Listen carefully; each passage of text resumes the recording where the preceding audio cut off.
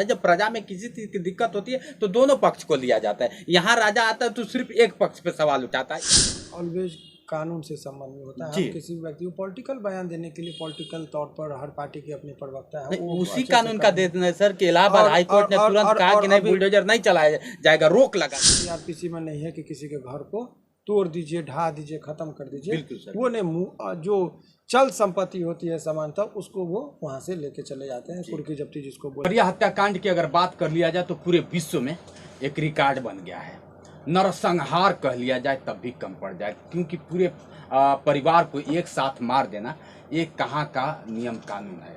माना कि दोषी है, लेकिन दोषियों के लिए कानून है, संविधान है। ये मेरा भारत संविधान से चलता है। उस संविधान की गरिमा में रहकर अगर हम कार्य करते हैं तो कहीं ना कहीं लगता है कि क्षति से हम बच जाते हैं। आज हमारे बीच में चर्चित वकील साहब हैं, जो आप भी जानते हैं कि हमेशा कहीं ना कहीं ऐसे मुद्दों में टेंड करने लगते हैं कि आपको क्या बताएं। शिवनंदन साहब क्या होता है कि पटना हाईकोर्ट से वकील हैं। इनसे ही जानने का प्रयास करते हैं कि क्या लगता है कि ऐसे हत्याओं को कैसे रोका जाता है, और ऐसा हत्या होता है तो क्या एक ही उसका सवाल है बुलडोजर चला देना। एक कौन सी धारा में आता है कि नहीं इसको बुलडोजर ही चला देना चाहिए। पहले तो स्वागत है सर आपका। बहुत बहुत शुक्रिया। क्या लगता है सर कि जिस तरह से आए दिन देवरिया कांड को अगर लेकर बात किया जाए तो बहुत काफ़ी तेज ट्रेंडिंग कर रहा है, और देवरिया कांड से काफ़ी लोग दहशत में हैं। तो ऐसा क्या होना चाहिए कि कौन सी धारा में बुलडोजर चलता है, पहले तो ये हम आपसे जानना चाहेंगे। देखिए, दो बातें बहुत मूल रूप से जो आपके प्रश्न है जी, इसमें यह है कि एक तरफ हत्या का जो बैकग्राउंड सभी को मालूम है कि एक तरफ से एक लोग मरते हैं, मॉब लिंचिंग का मामला होता है अटैक में, इधर से वे पूरे परिवार के सदस्यों की मौत होती है। इस तरह की बातें आई है जी। अब उसके बाद लोगों का इंटरेस्ट आक्रोश का जवाब आक्रोश में था। पहले एक जो सदस्य थे उनकी मौत होती है, उनके डेड बॉडी मिलने पर लोग इकट्ठा होते हैं, तो हत्या के जो आरोपी है उनके घर पर हमला होता है, और हमला में जो है सो उनके परिवार के 4-5 लोगों की मृत्यु होती है।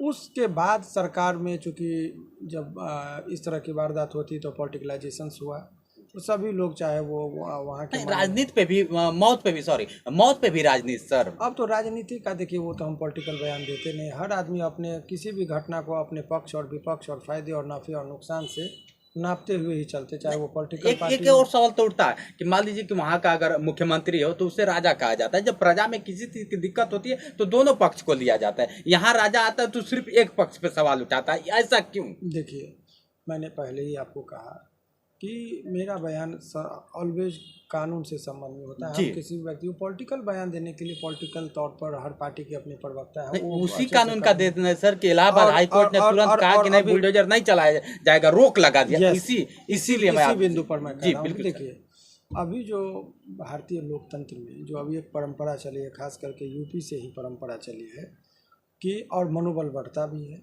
कि कानून को एक तरफ ताक पे रखते हुए इनकाउंटर की घटनाएं बढ़ी, और ये बुलडोजर मैन के नाम से जाने लगा, और उनको गर्वान्वित भी महसूस होते हैं कि लोग मुझे बुलडोजर मैन के नाम से जानते हैं। जो माननीय मुख्यमंत्री जी का जो इस तरह का रहा है छवि बनाने में, और वो खुद भी इस चीज़ को स्वीकार करते खुले मन से या मीडिया के माध्यम से भी कई बार मुस्कुराते हुए जवाब दिया है, और अति प्रशंसित भी होते कि बुलडोजर मैन के नाम से जानते हैं। तो अब जो सवाल ये है कि उसके बाद जब बहुत सारे लोगों को लगता है कि क्या किसी पर कोई आरोप लगते हैं, चाहे वो हत्या को हो या कोई अन्य, तो क्या डायरेक्ट उसके घर को नस्तो नाबूद किया जा सकता है, बुलडोजर से तोड़ा जा सकता है? तो उसके पीछे की कहानी समझिए। सीआरपीसी की धारा जो है 82 और 83 वो एक निर्देश देता है कि पहले किसी व्यक्ति को आप यदि केस में वांछित है तो वारंट निकलेगा, वारंट निकलने के बाद यदि नहीं होता है तो फरार घोषित कीजिए 82 के अंतर्गत, और 83 के अंतर्गत उसके घर की कुर्की जब्ती कीजिए, यानी सामान को सीज कर लीजिए। कहीं वो प्रावधान सीआरपीसी में नहीं है कि किसी के घर को तोड़ दीजिए, ढा दीजिए, खत्म कर दीजिए। वो ने जो चल संपत्ति होती है समानता, उसको वो वहाँ से लेके चले जाते हैं, कुर्की जब्ती जिसको बोलचाल में करते हैं। दीवार को तो नहीं ढाने का, लेकिन अब आप देखते हैं कि आए दिन ऐसा क्यों हो रहा है, वो समझिए। तो ऐसा अभी इस केस में भी यही हुआ कि इसमें भी लगा कि विदाउट ना तो वारंट निकला ना कुछ, और जनता को खुश करने के लिए मुख्यमंत्री जी का एक रहता है कि मैंने घर तोड़ दिया, तो लोगों को लगता है कि चलो अब कोई हिम्मत नहीं करेगा। तो आनन फानन में वहाँ के तहसीलदार ने एक आदेश दिया, और वो बोला कि इस घर को तोड़ा जाएगा। तो तहसीलदार का फंक्शन क्या होता है? यूपी में तहसीलदार, यहाँ पर हम लोग बिहार में जो है सो CO होते हैं सामान्यतः, सर्किल ऑफिसर। अब वो वहाँ पर बताए कि उनका जो घर है वो अतिक्रमण है, क्योंकि सरकारी ज़मीन में घर है तो अतिक्रमण बाद में आप देखते हैं कि तुरंत वो घर को ये हटाने का निर्देश देते हैं जी। तो इस केस में भी यही हुआ कि आनन फानन में वो डिक्लेयर कर दिए कि ये जो है वो बदले की भावना में तुरंत होता है कि बिना अपॉर्चुनिटी दिए, बिना समुचित जांच किए आप कह देते हैं कि ये जी जो है सो अतिक्रमण में ये किया हुआ मकान है, इसको तोड़ दिया जी जाए। बिल्कुल। जब तक कि उसको वो चैलेंज करेंगे, कहीं अपील में जाएंगे, उससे पहले आदमी को ही तोड़ दिया जाता है। तो ऐसे परिस्थिति में जैसे ही तहसीलदार ने ये आदेश दिया, वो चले गए हाई कोर्ट, और हाई कोर्ट गए तो हाई कोर्ट को बड़ी ताजुब हुआ कि ना तो आपने सीमांकन किया कि कितना पोर्शन इसका जा रहा है, जिसको आप खलिहान कहते हैं यानी कि सरकारी भूमि में, बिल्कुल। वो आप सीमांकन नहीं किए, ना ही इनको अपॉर्चुनिटी दिया कि अपनी सफाई में वो कुछ बोल पाते। तो न सुनवाई न कुछ, डायरेक्ट आप सज़ा की बात कर दिए। इसी पर वो कड़ी आपत्ति जताते हुए ऑनरेबल हाई कोर्ट ने इनको कहा कि इनके मकान को अभी फ़िलहाल नहीं तोड़ा जाए। तो सरकार के तरफ से वकील साहब का कहना ये हुआ कि नहीं, इसकी आप जुरिडिक्शन पर उठाया कि हाई कोर्ट को डायरेक्ट इसमें अभी नहीं सुनना चाहिए, तहसीलदार के विरुद्ध जो है अपील होना चाहिए अपीलेट अथॉरिटी के पास, डायरेक्ट हाई कोर्ट में इनको नहीं आना चाहिए। तो वो हाई कोर्ट ने कहा कि ठीक है, तो इनको हम भेजते हैं कॉम्पिटेंट अथॉरिटी के पास कि वो जाए, लेकिन तत्काल अभी तहसीलदार के जो आदेश हैं उस पर रोक लगाते हैं। तो इसके परिणाम ये हुए कि अभी जो एक पैटर्न चल रहा था अंधाधुन आंख मूंद कर कि आप जिसको मन हो घर चल उड़वा दीजिए, तोड़वा दीजिए, तो अब सरकार को ये चीज़ भी माने अब सदमे में वो भी होंगे कि भाई अब कोर्ट हम पर कड़े तेवर अपना रही है। इस तरह की वारदात से कानून व्यवस्था पर से लोगों का विश्वास, खास करके यूपी में इस तरह की वारदात काफ़ी होने लगी है। अतीक अहमद के भी मामले में इनकाउंटर के बाद ये चर्चाएं हुई थी। जी। चला भी वहाँ तो चला भी बुलडोजर चला भी और वो एनकाउंटर की बात मैं कर रहा हूँ कि आपके कस्टडी में था, तो हमारे विकास दुबे की भी बात हुई थी। तो यूपी में इस तरह की लॉ एंड ऑर्डर के बारे में जो है, इसका मतलब धज्जिया उड़ाया जा रहा था। लेकिन पहली बार हाई कोर्ट में ये जो है सो चंगुल में फंसे, और तो हाई कोर्ट ने अपनी कड़ी आपत्ति जता दी। जी। जिस तरह से अगर बात कर लिया जाए दोनों तरफ की सर, तो हत्यारे तो दोनों तरफ हैं, वो भी हत्या किया, वो भी हत्या किया, तो धाराएं दोनों पे क्या होनी चाहिए सर? देखिए, सबसे पहले तो ये कह देना कि हत्यारे हैं जब तक कि किसी भी अपराध का अपराधी साबित नहीं। कांड को लेकर जिस तरह से तो कांड हुआ है, मैं ऐसे अपने से नहीं कर रहा, जिस तरह से कांड को दर्शाया जा रहा है कि नहीं ये हत्या का कांड है, उस बेस में मैं बात कर रहा हूँ। ये वही मैं कह रहा हूँ कि ये हत्या के आरोप लगे हैं जी। तो कोई भी आदमी मान लीजिए इधर से भी मरे हैं तो दोनों पर 302 के अंतर्गत मुकदमा चलेगा, क्योंकि अपराध के अभियुक्त जो है वो अपराध माने हत्या का है जी। तो दोनों तरफ से केस होता है, इधर से भी 302 चलेगा, उधर से भी 302। तो एक तरफ एक लोग मरते हैं और एक तरफ में पूरा नरसंहार, पूरा घर ही खत्म हो जाता है, तो क्या दोनों में एक ही धाराएं होगी या फिर अधिक होनी चाहिए? जिसे देखा जाए तो जनसंख्या ज्यादा है, इधर जनसंख्या कम है, तो धाराओं में भी जनसंख्या होती है या फिर सेम? नहीं, कानून में यदि आप एक आदमी को मारेंगे तो भी 302 लगेगा जी, और 5 आदमी को मारेंगे तो भी 302 लगेगा। अच्छा। परंतु सजा के बिंदु पर 302 यानी मर्डर में 2 सजाएं हैं, 2 ही सजा है, या तो आजीवन कारावास होगा नहीं तो फांसी होगा। तो फांसी बहुत ही विकट परिस्थिति में होती है। तो चूंकि एक से अधिक लोग मरे हैं, बहुत जघन्य अपराध का यदि आरोप बनाया जाएगा तो उसमें कहते हैं लोग प्रेयर करते हैं कि फांसी की सजा दी जाए। लेकिन ये जो इस केस में मॉब लिंचिंग का मामला है, रिएक्शन है, तो दुर्लभ से दुर्लभतम स्थिति का केस, इसको साबित करना थोड़ा कठिन होगा। तो इसीलिए ये आप कह सकते हैं कि ये जो आपका मूल प्रश्न था कि धाराओं पर भी कोई अंतर होता है, तो वो नहीं। एक आदमी को मारेंगे तो भी, बच्चा को मारेंगे तो भी, बुजुर्ग को मारेंगे तो भी 302 ही लगेगा। तो उसमें एक ही धारा लगती है, वो 302 है।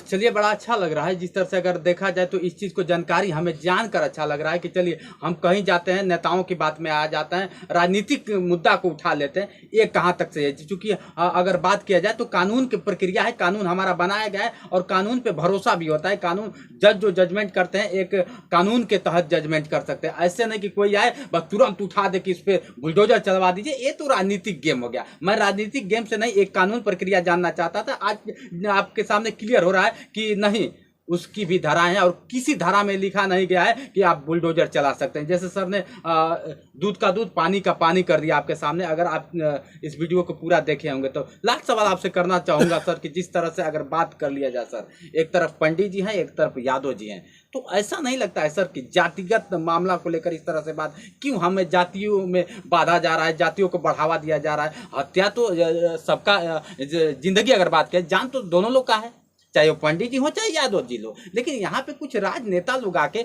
हम पंडित जी के हैं, हम यादव जी के हैं, ये क्या ऐसा होना चाहिए या नहीं होना चाहिए? देखिए, क्या होना चाहिए उस पर बात हम लोग ना करके क्या हो रहा है उस पर बात करें तो ये ज़्यादा बिल्कुल सर। सभी लोग को पता है कि झूठ नहीं बोलना चाहिए, लेकिन वास्तविक में झूठ बोलते हैं लोग। अच्छा, तो राजनीति नहीं करनी चाहिए, लेकिन राजनीति कर भी रहे हैं। तो राजनीति है तो जाति है, और यदि जातिवाद गलत है तो धर्मवाद भी गलत है। जी बिल्कुल सर, करेक्ट सर। तो एक तरफ आप कहेंगे कि देश में हिंदू एक हो जाओ, मुस्लिम एक हो जाओ, जी, तो वहाँ पर वो जस्टिफाई नहीं किया जा सकता है। एक तरफ आप कहेंगे कि नहीं, जाति की राजनीति गलत है, तो यदि जाति की राजनीति गलत है तो धर्म की राजनीति भी गलत है। बिल्कुल सर। ये सैद्धांतिक तौर पर, लेकिन व्यवहारिकता में कुछ नेता का एक ही फॉर्मूला होता है कि क्या करेंगे कि वोट बनेगा। सत्ता में बने रहने के लिए लोग अपने चीज़ों को देखते हैं कि हमारा वोटर किस चीज़ में खुश है, वही काम करेंगे। तो है तुझको जो पसंद वही बात करेंगे। ये तो बढ़ावा देना होगा ना सर, एक तो बढ़ावा देना होगा। हम जातिगत अगर बात कर रहे हैं तो बढ़ावा, अगर हम यादव के तरफ, अखिलेश यादव जी आके यादव के तरफ खड़े होता है तो उसका पावर एक अलग होता है। जैसे पंडित जी कह दे कि मैं अखिलेश यादव से नहीं मिलूंगा, अखिलेश यादव हो चाहे योगी महाराज हो, वो तो सबके हैं, लेकिन न मिलना ये तो राजनीतिक मुद्दा हो गया। देखिए, अब इस पर मैंने कहा, हालांकि कहना नहीं चाहिए जी, सरकार सबकी है, हाँ बिल्कुल, लेकिन सरकार किसको अपना मानती है उस पर निर्भर करता है। नरेंद्र मोदी जी सबके हैं, बिल्कुल, लेकिन नरेंद्र मोदी जी किसको मानते हैं अपना, वो तो उनके विवेक पर होता है ना। जी। तो वो तो राजा के ऊपर, राजा तो हमारे हैं, लेकिन राजा के कौन है उस पर निर्भर होता है। तो वो सब परिस्थिति है, और वो वास्तविक चीज़ों से इनकार नहीं किया जा सकता है कि यहाँ पर जो है सो हर चीज़ का जातिवाद भी है, धर्मवाद भी है। तो उसके जो नेता होते हैं वो अपना रोटी सेकने से, कितना भी आप कुछ कह दीजिए, ऐसी घटनाओं को कैसे रोका जा सकता है सर? अब आए दिन अगर देखा जाए तो अगर कुछ नहीं, अगर कानून का प्रक्रिया सही नहीं चलता है तो ऐसी घटना बढ़ती जाएंगी, तो रोका कैसे जा सकता है कि ऐसी दोबारा घटना ना हो? देखिए, रोकने के उपाय, यदि आप अपराधियों का मनोबल इसलिए बढ़ता जा रहा है जी कि उनको लगता है कि बड़े आसानी से हमारी बेल हो जाती है जी, तो बेल को रोकने का जो तरीका है, बेल लोगों को नहीं मिले तो अनुसंधानकर्ता जो होते हैं पुलिस, उनको बहुत ट्रेंड रखना होगा कि साक्ष्य के तौर पर आप ऐसे चीज़ों को आप इकट्ठा कीजिए जिससे बेल में कठिनाई हो। तो जिस तरीके से आप कोयला के खान से ही हीरा निकलता है, और हीरे की पहचान जाहुरी को होती है, कहा जाता है, नहीं तो आप कोयला उठा के लेके आते हैं। ठीक उसी तरीके से अनुसंधानकर्ता के पास जो साक्ष्य का बहुत सारा चीज़ है, उस कोयले की खान में से हीरा चुनने की कला जिसको है, उसी आधार पर सजा होती है। तो प्रायः केस में हम लोगों ने देखा कि अनुसंधानकर्ता कोयला ज़्यादा इकट्ठा कर लिए, हीरा छोड़ दिए, यानी कि उसका लाभ अभियुक्त को मिलता है। क्या पब्लिक को कानून का डर नहीं है सर? जब बेल हो जाएगा तो डर की संख्या कमेगी। तो आखिर इसको बेल का भी तो प्रक्रिया होगा कि नहीं, इसको ऐसा रोका जाए कि कम से कम ये तो एहसास हो जाए कि नहीं, हम कानून के तहत काम कर रहे हैं और कानून हमारे पे दबाव डाल रहा है। देखिए, कानून पर आस्था बनाने के लिए पुलिस प्रशासन जो है वो यदि दबिश बढ़िया से करे, और सज़ा का रेट, देखिए गिरफ्तार करने से कुछ नहीं होता है, गिरफ्तार के बाद आप सज़ा कितने लोगों को दिलाते हैं वो उसके काबिलियत पर निर्भर करता है। तो सज़ा का रेशियो देखना होगा, यही चीज़ बढ़ेगा। ठीक है।